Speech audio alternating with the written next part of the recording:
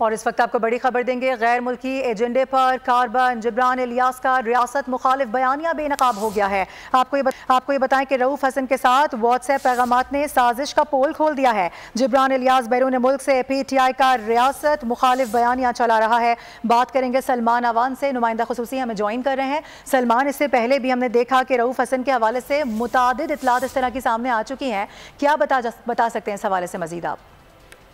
जी, बड़ी अफसोसनाक सूरत हाल है कि एक सियासी जमात जो कि मुल्क की सबसे बड़ी सियासी जमात होने की दावेदार है, लेकिन हकीकत यह है कि बाहर बैठे हुए यूट्यूबर भगोड़े जो हैं वो रियासत मुखालिफ बयानिया जो है वो इस जमात के करता धरता लोगों को फीड करते रहे हैं। और उसी फीड शुदा बयानिए की बुनियाद के ऊपर ये एक ऐसा जहरीला बयानिया घड़ने की कोशिश की जा रही थी जो कि ना सिर्फ रियासत मुखालिफ है बल्कि हमारा जो सोशल फैब्रिक है, समाजी ताना बाना है, उसका भी इस बयानिए ने जो है वो काफी हद तक बेड़ा गर्क किया है। और जो हम बात कर रहे हैं इस वक्त सिचुएशन की, जो कि आपने जिक्र किया जिब्रान इलियास का, जो कि बैरून मुल्क बैठा एक भगोड़ा यूट्यूबर है, उसकी जानिब से जो फीड किया गया रऊफ हसन को, जो कि पाकिस्तान तहरीक इंसाफ के सेक्रेटरी इत्तलात के ओहदे के ऊपर, तर्जुमान के ओहदे के ऊपर फाइज रहे, ये जो इंतहाई जहरीला बयानिया फीड किया गया, इसके अंदर 9 मई के हवाले दिए गए हैं। आला अदलिया के जो जजेस हैं उनके नाम लेकर ये बयानिया जो है वो बयान किया गया, तश्कील दिया गया, घड़ने की कोशिश की गई।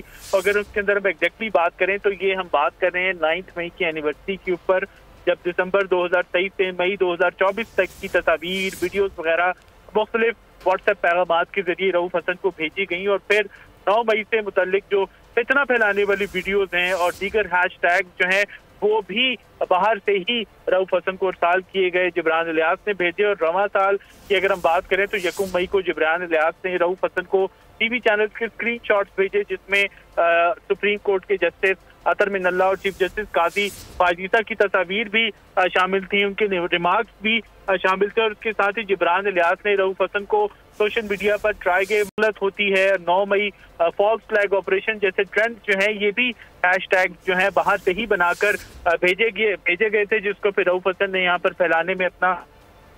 और जस्टिस मंसूर अली शाह का भी जो जिक्र है वो इस प्रोपेगेंडा के अंदर मौजूद था, जिसमें कहा गया था कि ये किस किस्म की रियासत है कि हर वक्त इस चीज का डर रहता है कि कोई हमें देख रहा है, कोई हमें सुन रहा है, कोई हमारी रिकॉर्डिंग कर रही है। ऑनरेबल जज के रिमार्क्स थे जिनको प्रोपेगेंडे के लिए इस्तेमाल किया गया पाकिस्तान तहरीक इंसाफ की जानिब से।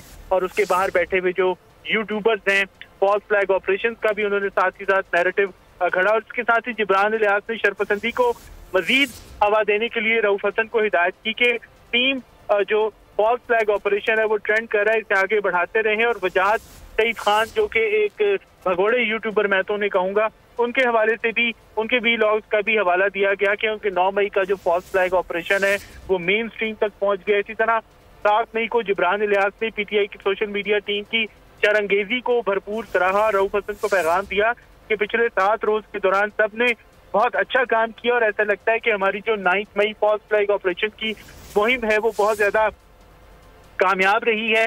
तो ये आप देख सकते हैं, ये मुख्तलिफ किस्म के पैगामात हैं जो कि सामने आए हैं। और ये पूरे पैगामात जो हैं आप कह सकते हैं टाइम लाइन के साथ मौजूद है। और जराए ने भी इस बात की तस्दीक की है कि जिब्रान इलियास की रऊफ हसन के साथ गुफ्तगू से वाज़ेह हो जाता है कि ये जो 9 मई की शरपसंदी का बयानिया है और ये जो फॉल्स फ्लैग ऑपरेशन का बयानिया है, ये 9 मई की शरपसंदी के इर्द गिर्द ही घूमता है। और कुछ एनालिस्ट सलमान, आपसे ये भी जानना चाहेंगे कि इसी तरह के जो कंटेंट्स हैं उनको ब्लॉक करने के लिए हुकूमत की जानिब से एक वाज़ेह हिकमत अमली भी बनाई गई है, और इस तरह के स्क्रीनशॉट्स या इस तरह के जो पोर्टल्स होते हैं उनको ब्लॉक करने के लिए अमली तरजीहात भी इसमें इख्तियार की जा रही हैं। तो इस हवाले से क्या बता सकते हैं कि इस तरह की चीज़ों पर फिर एक्शन क्यों नहीं लिया जाता? जी, ये वो इवेंट्स हैं, ये वो वाकयात हैं, ये वो इंसिडेंट्स हैं जिन स्क्रीनशॉट्स की, जिन पैगामात की हम बात कर रहे हैं, जिनके बाद गवर्नमेंट जो है ऐसे इकदाम करने के ऊपर मौजूद हुई, जिसको आप और प्याम के अंदर फायर वॉल कहते हैं कि वो इंटरनेट पर लगाई गई है। मुख्तलिफ कंटेंट जो है, कंट्रोवर्शियल कंटेंट जो है, रियासत मुखालिफ कंटेंट ब्लॉक किया जा सकता है। तो ये ऐसे ही इकदामात, ऐसी ही जहरीली हरकतें हैं जिनके बाद हुकूमत पाकिस्तान को मजबूर होना पड़ा कि वो सोशल मीडिया को ऐसे जहरीले मवाद से, ऐसे नफरत अंगेज मवाद से पाक करने के लिए कुछ इकदाम करे। तो ये जो कंटेंट जिसकी हम बात कर रहे हैं, ये जो मैसेजिंग जिसकी हम बात कर रहे हैं, ये ट्रेंड जिसकी हम बात कर रहे हैं, ये सब पहले के ट्रेंड्स हैं जिनकी बुनियाद के ऊपर पाकिस्तान के अंदर फितना अंगेजी की गई, पाकिस्तान के अंदर इंतशार फैलाया गया और उसके बाद फिर हुकूमत जो है वो मजबूर हुई कि वो इस किस्म के इकदाम करे। जी। ठीक है, सलमान हमें अपडेट कर रहे थे। गैर मुल्की एजेंडे पर कार्बन जिब्रान इलियास का रियासत मुखालिफ बयानिया बेनकाब हुआ है। एक बार फिर रऊफ हसन का नाम सामने आ रहा है, जिनके साथ व्हाट्सएप पैगामात ने साजिश का पोल खोला है। जिब्रान इलियास बैरून मुल्क से PTI का रियासत मुखालिफ बयानिया चला रहा है। सानिया 9 मई के हवाले से तकरीबन जब 1 साल मुकम्मल हुआ तो उस पर जिब्रान इलियास ने कुछ हिदायत भी जारी की, जिसकी जो सोशल मीडिया पर जिस तरीके से स्क्रीनशॉट शेयर किया गया, उसके साथ साथ जो व्हाट्सएप चैट्स थी वो भी इस वक्त मंजर आम पर आई हैं। और आपको ये भी बता दें कि तस्वीर हैं, वीडियोस हैं, पैगामात हैं, इनके ज़रिए मुख्तलिफ बयानिए रऊफ हसन को भेजे गए हैं। प्रोपेगेंडे के लिए फितना फैलाने वाली वीडियोस और हैशटैग्स का भी इस्तेमाल किया गया है। जिब्रान इलियास ने रऊफ हसन को TV चैनल्स के स्क्रीनशॉट्स भी भेजे हैं। इसके साथ साथ जो अदलिया हैं उनके खिलाफ भी कुछ बातें की गई हैं, उनके खिलाफ भी उकसाया गया है। जस्टिस अतहर मिनुल्लाह और जस्टिस काजी फाइज ईसा के रिमार्क्स को शेयर किया गया है। मनफी प्रोपेगेंडे में उनके रिमार्क्स को इस्तेमाल किया गया है। इसके साथ साथ आपको ये भी बताएं कि सोशल मीडिया पर चलाए जाने वाले ट्रेंड्स मुदाखलत में इसमें हमने देखा कि 9 मई में जो फॉल्स फ्लैग है उसको भी शेयर किया गया। उसके बाद फिर हम देखते हैं कि हुकूमत की जानिब से एक तगड़ा इकदाम उठाया गया, एक अहम हिकमत अमली बनाई गई जिसको आम फहम में फायर वॉल कहा जाता है, जिसकी तनसीब के हवाले से पिछले 4-5 महीने से हुकूमत पाकिस्तान इस पर कुछ काम भी कर रही है। और इस वक्त हम आपको ये भी बता रहे हैं कि किस तरह से जस्टिस अतहर मिनुल्लाह का नाम भी इस्तेमाल किया गया है। तज्जियाकार अली शाफ हमें ज्वाइन करें, उनसे बात करेंगे। बहुत शुक्रिया अली, वक्त देने के लिए। कहिएगा एक बार फिर, हम ये देख रहे हैं कि किस तरीके से ये तमाम तर चीज़ें सामने आई हैं। गैर मुल्की एजेंडा, किस तरह से इस पर पाकिस्तान का रियासत मुखालिफ बयानिया बनाया जा रहा है, क्या इस पर कहेंगे आप? जी देखें, जैसे ही रऊफ हसन जो है वो उनको गिरफ्तार किया गया था तो उसके बाद ही हमने देखा था कि पाकिस्तान तहरीक इंसाफ बैक पर जाती हुई नजर आई थी हमें। और उसके बाद पूरी तौर पर इमरान खान साहब ने भी फौज को पैगाम भेज दिया था कि आप अपना नुमाइंदा मुकर्रर करें, मैं बात करना चाहता हूँ। क्योंकि वो पकड़े गए थे, उनकी कुछ तमाम चीजें फौज के खिलाफ और अदारों के खिलाफ, रियासत के खिलाफ जो ऑपरेट हो रही थी, जिसके उसके जो मास्टर माइंड थे रऊफ हसन, और उनका वो पूरा जो एक सेटअप था, वो उनका जो ऑफिस है इस्लामाबाद का, वो पकड़ा गया था। तो हमने तभी देख लिया था कि इनका वो जो सारा सिलसिला है ब्लैकमेल करने का रियासत को, वो हाथ लग चुका है। तो तभी जो है वो इन्होंने घुटने देखने शुरू कर दिए। तो अब तो ये जो तफसीलात है ये सामने आ रही है, तो इससे भी ज्यादा हो चुका है। ये कौम को समझना चाहिए कि देखें किस तरह से जो एक इंफॉर्मेशन वॉरफेयर में जो एक दुश्मन की तरह पाकिस्तान के खिलाफ, पाकिस्तान के इदारों के खिलाफ एक सियासी जमात उसको इस्तेमाल करती रही है।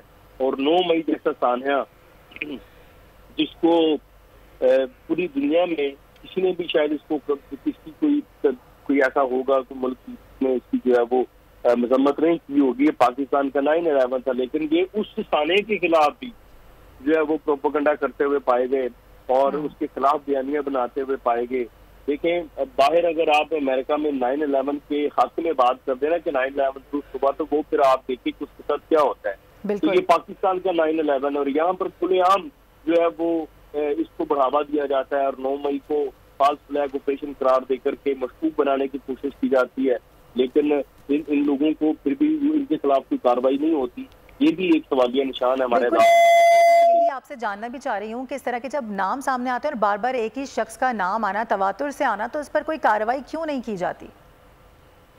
कि हमारे अदालती निजाम पर उठता है कि इतना ट्वीट और इतने ठोस शवाहिद मिले, वो आपके सामने है। आप मतलब ओपन ऑन हम देख के बाद बहुत सी चीजें जो है वो मीडिया पर स्क्रीन पर चल रही होती, फ्लैश हो रही होती है कि ये मिल गया, और वो पक्का सबूत है। उसके बावजूद उन लोगों को ये पकड़े गए थे, वो छोड़ दिए गए आपके सामने, उनको जमानतें दी गई।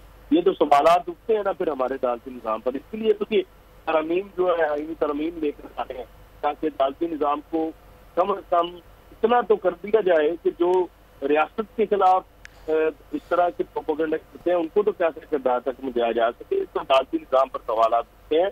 और आप देखें कि वो एक शख्स और पूरा एक नेटवर्क जो बाहर बैठा था, जिब्रान रियासत वगैरह ये सारे ऑपरेट कर रहे थे। जिब्रान रियासत सबको पता है कि वो लिए भी मुलाजमत कर चुके हैं और उनका जो एजेंडा हिडन भी नहीं है, वो तो सबको पता है उसके बावजूद। वो फिर देखें कि हमने तो यही देखा कि सोशल मीडिया के जो वॉलंटियर्स होते हैं वो फ्री काम करते हैं जितने भी जमाते हैं। ये वाहिद जमात है अभी जो आपकी डाटा लीक हुआ है इसमें वो वॉलंटियर्स नहीं है, बाकायदा पेड लोग हैं। वो उनकी सैलरी की डिमांड कर रहे हैं रऊफ हसन से, उनकी सैलरी पर रिलीज करवाई जाए। वो जो जो है वो अच्छा फील नहीं करते। तो आप मतलब जो लोग आपने पेड रखे हैं, इसका मतलब आपने पेड एक्सपर्ट्स रखे हैं सोशल मीडिया से और रियासत मुखालिफ और अदारों के मुखालिफ नैरेटिव बिल्ड करने के लिए। तो ये तो बाकायदा एक एजेंडा साबित होता है इससे कि आप एक एजेंडा लेकर चल रहे हैं कि आपके वॉलंटियर्स नहीं है सियासी जमात के। और फिर यहाँ पर ये सवाल भी उठता है कि एक जमात जो क्राइसिस के है बाहर, उसके पास कहाँ से आ रहा है कि वो अपने सोशल मीडिया को भारी भरकम जो है वो सैलरी पे कर रहे हैं। की भी तहकीकात होनी चाहिए और कौम को समझना चाहिए ये एजेंडा है क्या, ये पैसे से आ रहे हैं, कहाँ से आ रहे हैं। और ये जी बिल्कुल ऐसा ही है। हमारे साथ तज्जियाकार अली रज़ा शाफ मौजूद थे। इस अहम मामले पर गुफ्तगू करने के लिए आपका बहुत शुक्रिया। सब्सक्राइब करें और बेल दबाएं ताकि कोई खबर रह न जाए।